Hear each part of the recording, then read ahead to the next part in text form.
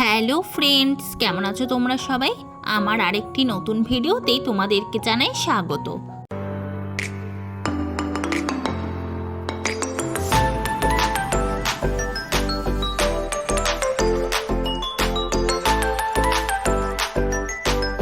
আজকে গণেশ পূজা, তাই আমি আর বড়মশাই বেরিয়ে পড়লাম কয়েকটা ঠাকুর দেখতে।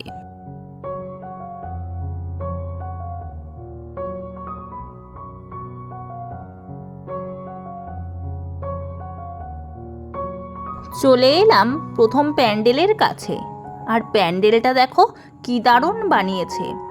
পুরো দুর্গাপূজার প্যান্ডেলের মতো, পুরোটাই কাঠ দিয়ে তৈরি, আর পুরো প্যান্ডেলের ডিজাইনটাই কাঠ দিয়ে করা হয়েছে।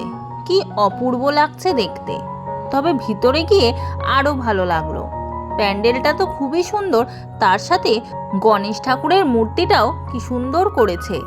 আগে এইখানে 3 থেকে 4 তলা সমান বড় গণেশ ঠাকুর বানানো হতো, তবে এখন আর সেটা হয় না। তবে ছোট হলেও ঠাকুরটা কিন্তু কি অপূর্ব দেখতে লাগছে, তাই না? তো আমরা বেরিয়ে পড়লাম প্যান্ডেল থেকে, আর এইখানে দেখলাম মেলাও বসেছে। মেলাটা ঘুরলাম আর কয়েকটা জিনিসও কিনলাম।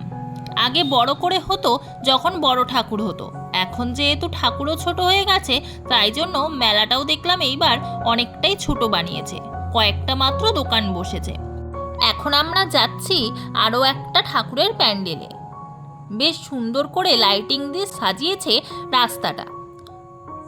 তো আমরা পৌঁছে গেলাম প্যান্ডেলে। এই দেখো প্যান্ডেলটা, এই প্যান্ডেলটাও কিন্তু খুবই সুন্দর করেছে।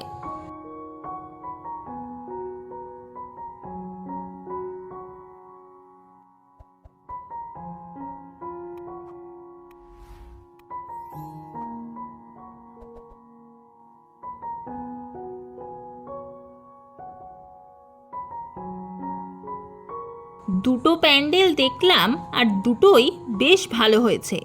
তবে ঠাকুরগুলো যেন বেশি সুন্দর। এইখানেও দেখো কি অপূর্ব লাগছে। বিশেষ করে ঠাকুরের পোশাকের জন্য যেন আরও বেশি ভালো লাগছে।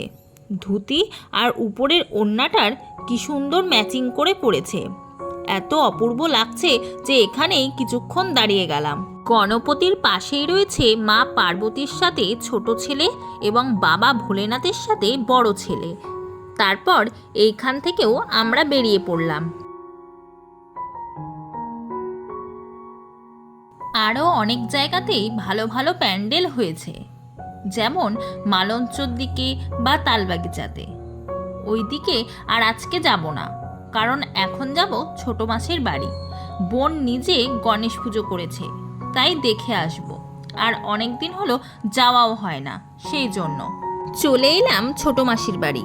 আর এই দেখো বোন পুজো করেছে, নিজেই যেমন পেরেছে তেমনি করেছে, কোনো পুরোহিত দিয়ে করায়নি। বোন শিব ঠাকুর ও গণেশ ঠাকুরের খুব ভক্ত, তাই ওর ইচ্ছে হয়েছে বলে নিজের মতো করেই পুজোটা করেছে। তবে এখানে একটা ভুল আছে, জানি তোমরা সেটা বুঝতে পারবে। সেটাই ওর অভিদাদা এখন বলে সেটাকে ঠিক করাচ্ছে।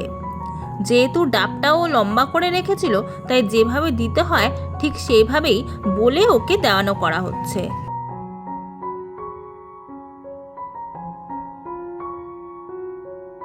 ছোটর মধ্যে কিন্তু ভালোই হয়েছে ঠাকুরটা।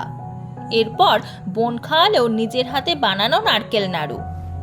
নাড়ুটাও কিন্তু বেশ ভালো ছিল খেতে। তারপর কৌশিক দাদা ও সেজো মেশোর সাথেও দেখা হলো। এরপর আমরা বেরিয়ে পড়লাম বাড়ি যাওয়ার জন্য। পরের দিন ছিল সানডে, আর বরমশায়েরও ছুটির দিন, তাই আজকে শিক্ষক দিবস উপলক্ষে বাচ্চাদের নিমন্ত্রণ করেছিলাম, তারই প্রস্তুতি চলছে। সবাই চলে এসেছে, আর গল্প করার পর খেতেও বসে পড়েছে। আজকের মেনু ছিল ফ্রাইড রাইস, চিকেন কষা, চাটনি, মিষ্টি আর ফ্রুটি।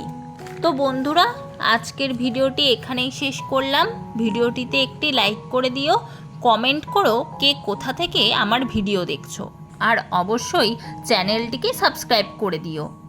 আবার দেখা হবে নতুন কোনো ভিডিওর সাথে। ততদিন তোমরা সুস্থ থেকো, ভালো থেকো, আর আমার পাশে থেকো। টাটা।